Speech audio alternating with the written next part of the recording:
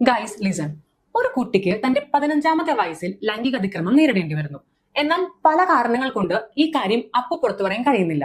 പിന്നീട് ഒരു 5 വർഷത്തിന് ശേഷം, അതായത് കുട്ടിക്ക് ഒരു 20 വയസ്സായപ്പോൾ പോലീസിൽ കംപ്ലൈന്റ് കൊടുക്കാൻ തീരുമാനിക്കുന്നു. അങ്ങനെയെങ്കിൽ അത് പോക്സോ കേസായി പരിഗണിക്കുമോ? യെസ്.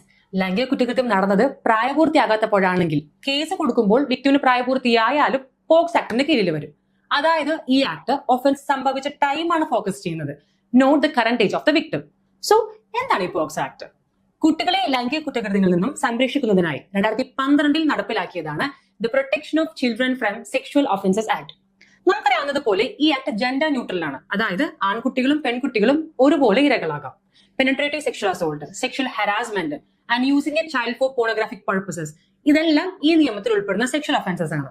ഈ ആക്ട് അനുസരിച്ച് ചൈൽഡ് ഫ്രണ്ട്ലി പ്രൊസീജിയേഴ്സ് ആണ് ഫോളോ ചെയ്യേണ്ടത്, like special courts, in camera trials and video recorded testimonies.